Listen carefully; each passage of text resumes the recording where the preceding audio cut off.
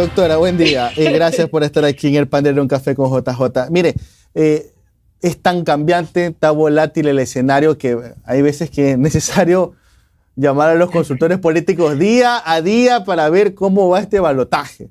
Ayer vimos con sorpresa un nuevo cambio en el escenario porque Daniel Noboa confirmó algo que no está en su plan de trabajo. Es más, en su plan de trabajo dice todo lo contrario. En su plan de trabajo dice que las reservas internacionales no se las puede tocar ni con el pensamiento, pero ayer ya acaba de decir que va a utilizar 1.500 millones de dólares. Yo creo que es cuando ya uno toca realidad y ves el escenario, tienes que acomodarte a lo que hay, ¿verdad, doctora?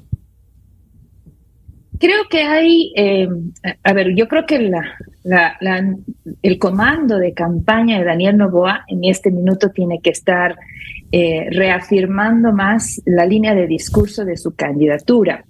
Me parece que Noboa hasta ahora ha demostrado ser un candidato que en escenario controlado, es decir, por ejemplo, el del debate, le escuchaba estas expresiones a Carlos Ferrín, si no me equivoco. En escenario controlado es capaz de dar discursos de alguna manera con sustento, con números que luego podrán ver si es que pasan o no un fact-checking, eso es otro tema, pero que tiene un discurso que es capaz de recordarlo, de aprendérselo y recordarlo y decirlo de corrido, ¿cierto?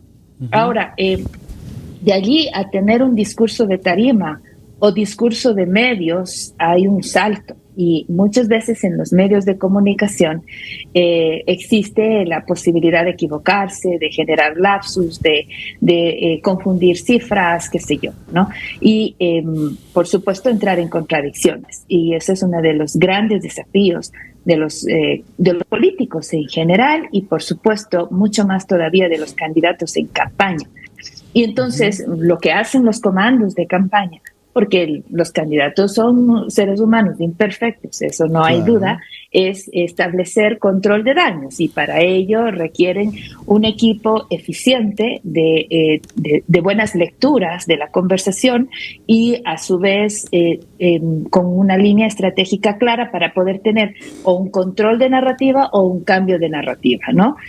Volviendo al ejemplo de manera puntual y específica, me parece que o es un lapsus o es un signo de desesperación. No es normal que una candidatura tenga un giro tan fuerte en su discurso, porque como tú muy bien lo has puntualizado, primero no es un punto que está en el plan de trabajo. Lo de las barcazas tampoco está, ¿no? Y ahí, por ejemplo, otro detalle que puede sonar como a lapsus, ¿no? No está y no lo ha vuelto a mencionar. Está el tema de un plan de seguridad, pero las barcazas no estaban, y ahora lo puso, entró con eso, ¿recuerdas tú? Y luego no lo volvió a mencionar.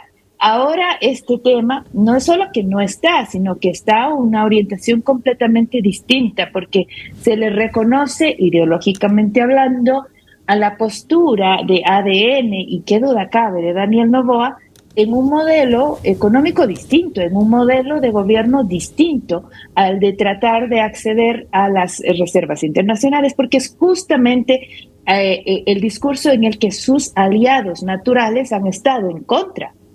Entonces, pelearse con esos aliados naturales, con el discurso que tienes este minuto, me parece una contradicción. Además, porque probablemente no lo necesita, a no ser que algo esté pasando con la opinión pública, a no ser que los ataques y los discursos de la vicepresidenta estén generando algún tipo de nerviosismo dentro del comando de campaña y le hayan mandado a dar esa línea. Sumamente preocupante. Por eso creo más en un desliz que en una línea estratégica oficial. Me sorprendió igual que usted. Ya vamos a hablar sobre el tema de los vicepresidenciables. Usted hablaba sobre que, bueno, al fin y al cabo los candidatos son humanos, que están bajo presión, están cansados. Es una campaña larga, entre primera y segunda vuelta es larguísima. Todavía no estamos ni a un mes, estamos 12. Recién en 3 días estaremos a un mes de ir a las urnas. Pero, por ejemplo, yo sí siento que también manejar la presión es difícil. Por ejemplo, ya lo vimos a Luisa González. Luisa González tuvo esta entrevista bastante incómoda en la provincia del Oro, en donde sale con esta frase que les guste o no a los correístas, les ha afectado en su imagen. Lo de Ecuador, en Venezuela se vive mejor que en Ecuador. Y bueno, y es más, a ver, la persona que encargada de la entrevista se notaba que iba con una intención de presionarla. Es más, ayer ha salido a decir que todo el que vota por el correísmo es un pendejo. Ya por ahí uno ya va viendo por dónde va la cosa. Pero también ahí como que ya la candidata demostró un momento, un lapsus, ¿no? ¿Verdad? Y se le fue esa frase que, y lo muestran los números, tanto digitales como en los focus group, le ha pasado factura. Golden ha sido muy claro en exponer, ellos hacen un importante seguimiento con su metodología en exponer la cantidad de mensajes negativos, la cantidad de negatividad en esta última semana, sabiendo que es Noboa el que tenía mayor negatividad en las 3 últimas semanas de campaña. El concepto de en Venezuela viven mejor que en Ecuador le ha pasado factura a la candidatura de Luisa González y es ahora ella la que crece en negatividad. Habrá que ver qué pasa en la siguiente semana. Esto es volátil, ¿no? Esto cambia de semana en semana, ¿no? De día en día. Y por supuesto, uno es el error de la candidata al caer, además de manera muy ingenua, ¿no? En una pregunta que se sabe que hay que tener la respuesta ahí listita, porque es una pregunta que viene de campaña en campaña, como ellos mismos lo han dicho, ¿no? El fantasma de Venezuela es un tema que es recurrente en las campañas correístas, de manera que una respuesta sobre el fantasma de Venezuela es una respuesta que viene en el primer media training. Entonces sí me parece bastante ingenuo cómo caen en esa provocación o no, da lo mismo, pero es caer en una entrevista en la que hay una pregunta que por lo general es la primera, insisto, en la que se prepara en cualquier media training. Pero otro es el error de la reacción, el error del control de daños que es inexistente en un buen número de horas hasta cuando se reacciona y reaccionan poniendo el tema en discusión. Elevar el debate a ver si es que es o no verdad lo que la candidata está diciendo. Ahí me parece que es todavía más fuerte porque exasperan el tema. O sea, al final del día es mucho más fácil decir el asunto se concentraba hacia este aspecto y miremos los datos y las cifras en este aspecto, pero por supuesto que nosotros, debido al bloqueo, las condiciones en Venezuela son duras y ya estaba. Pero no es bien difícil que sean capaces de decir en esto me equivoqué y en esto no. Hay que decir las cosas, hay que ser autocríticos, aunque sea sin decir frontalmente me equivoqué. Pero hay formas de hacerlo y me parece que el correísmo todavía le falta ese baño de sinceridad, sobre todo en el control de la narrativa y en el control de daños, ¿no? Claro, que Caroline, ¿cómo está? Quizá lo que debió haberse especificado es, bueno, yo quise hablar puntualmente de la seguridad. A eso me refería, y ya. Y bueno, después de la guerra todos somos generales, ¿no? Además, Jimmy, o sea, es tan sencillo como más tardecito agarrar el teléfono y decir hola, hola, y decir, mira, está saliendo esto, por si acaso aclaro a mis amigos que por ahí ya me están viendo, yo hablaba de seguridad, no puedo referirme a bla, bla, bla, oiga, y era listo, y se terminaba el rollo, ¿no? Ahora, pero Caroline, ya fue. ¿Qué pasa con los vicepresidenciables, con los dos candidatos a la vicepresidencia, que parece mentira, pero en esta elección han tenido un peso específico muy importante, más que por lo que no dicen, por lo que dicen? El caso de Andrés Arauz, no desconozcamos, más allá de su inteligencia, que eso de la ecuadolarización trajo un maremoto, y antes lo que para mí fue un lapsus, lo de sentarse con los 10 más buscados. Y por el lado de la compañera de fórmula de Daniel Noboa, parece que nunca hubieran conversado, porque el discurso es diametralmente opuesto.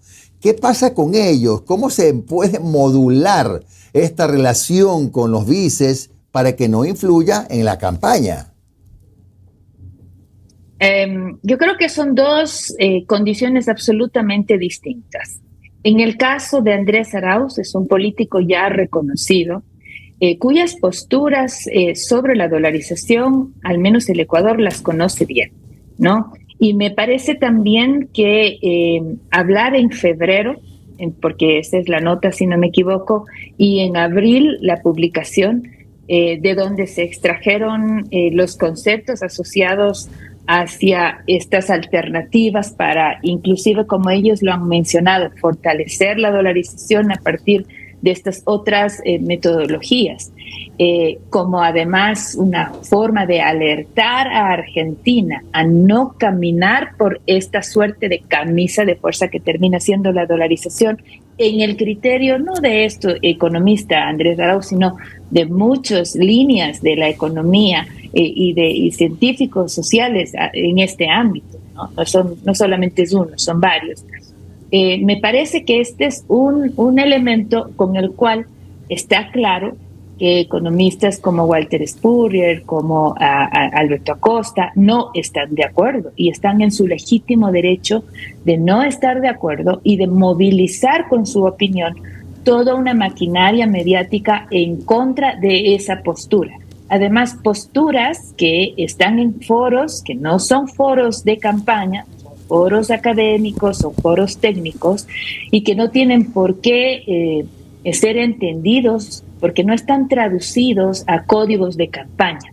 Entonces, tomar esa información y tratar de interpretarla en un código de campaña, eso es lo que trasciende bajo el concepto ecuadólares. Y claro, o sea, es un error, por supuesto, porque no quieres hablar de ecuadólares en una campaña en la que necesitas hacer más profundas explicaciones. No las hicieron, porque hay que decirlo, no quisieron hacerlo. Por eso digo, el control de narrativa en el correísmo es un problema siempre. Entonces, y termina pasando lo que ya Álvaro Merchante en Comunicaliza explicó. El momento que saltan los ecuadólares, el crecimiento de votos que tenía o de intención de votación que tenía el correísmo en primera vuelta se estanca. Se estanca y luego viene el asesinato de Fernando Villavicencio, en donde pierden ya los votos, como todos sabemos, ¿no? Eso en cuanto al discurso de Arauz. Otra de las dificultades que tiene Arauz es el estigma, esta suerte de consideración, de estereotipo peyorativo que de alguna manera caló en ese primer intento en el 2021 y que permea, ¿no es cierto?, para este proceso electoral, que hace alusión a una suerte de ignorancia, ¿no? Ajá. Y esto ya memetizado, diremos, ¿no es cierto?, es bien difícil erradicar. Y yo recuerdo, por ejemplo, la campaña en alcaldía hace un poco más de 4 años atrás con Jefferson Pérez. Fue muy duro para la población cuencana quitarle ese estigma a Jefferson Pérez por culpa, diremos así, de una estrategia de memes que le bombardearon como ataque en su momento desde distintas tiendas políticas, ¿no? Caroline, entonces, bajo ese contexto es difícil. Eso en cuanto a Andrés Arauz. Eso te iba a decir, pasemos a la otra orilla. Porque en el caso de Verónica Abad, ahí sucede otro contexto. Ella es una representante fiel de la derecha más profunda, más radical, del liberalismo, y bajo esa línea ella lo que está planteando son esas doctrinas y esos, digamos que esos principios que podrán o no ser aceptados. Acá en Cuenca, cuando se presentó a la alcaldía, obtuvo el 5% de la votación, si no me equivoco, y obviamente planteaba elementos con ciertos guiños a sus líneas e intereses, siempre muy poca presencia del Estado.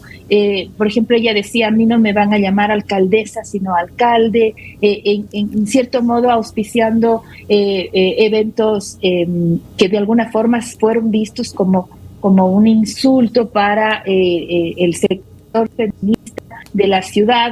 Entonces ya hubo ciertos resentimientos con un grupo más afín a los derechos y a la línea más progresista aquí en Cuenca. Por eso cuando vimos este binomio conformado en junio pasado, a mí en lo personal me llamó un poco la atención porque no necesariamente hay un capital político que le pueda contribuir a ADN o a Daniel Noboa. Oh, sorpresa, más todavía cuando de estos foros y de estos espacios de trabajo de Verónica Abad se comienzan a recoger toda esta información, todos estos clips, y por supuesto uno mismo, yo mismo, que no le había hecho un seguimiento, me comienzo a asustar de todos estos pequeñas perlas entre comillas, por supuesto, que además salen de la boca de Verónica Abad. Entonces, luego acá, por ejemplo, en Cuenca se conoce que hay deudas todavía comprometidas con gente con la cual ella trabajó al inicio de su campaña en alcaldía, que en algunos casos no han sido subsanadas, en otros casos ya, pero no es precisamente una persona que lamentablemente ha tenido a bien cuidar bien, digamos que una buena relación inclusive no laboral. Entonces, me parece que allí Daniel Noboa tiene un problema mucho más grande, porque no se trata solamente de discursos que no han sido del todo comprendidos. Se trata allí de una línea clara, radical, de derecha, que a todas luces puede ser considerada peligrosa por un importante segmento de la población. Ahora ahí, Jimmy, hay que decir las cosas como corresponden. Cuando uno escucha, por ejemplo, que las mujeres tienen que ganar menos y deciden cuidar a sus hijos y trabajar, y escucha también que las mujeres se embarazan para tener dinero, parece que los dos candidatos no están muy distantes en su línea ideológica. Entonces sí me parece que allí el comando de campaña de Daniel Noboa necesita afinar mejor los discursos.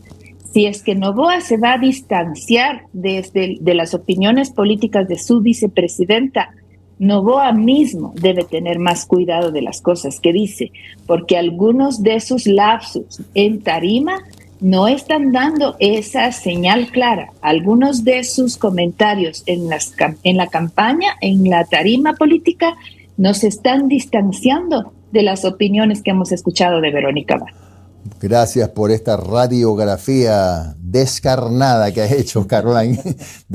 No, me encantó, me parece perfecto, me parece muy bien haber expuesto las cosas así. Y por eso concluyo diciendo que qué importante que es la comunicación en lo que resta de la campaña. Un abrazo, Caroline, muy amable. A usted, Jimmy, gracias por la invitación, igual, Omar, muy amable.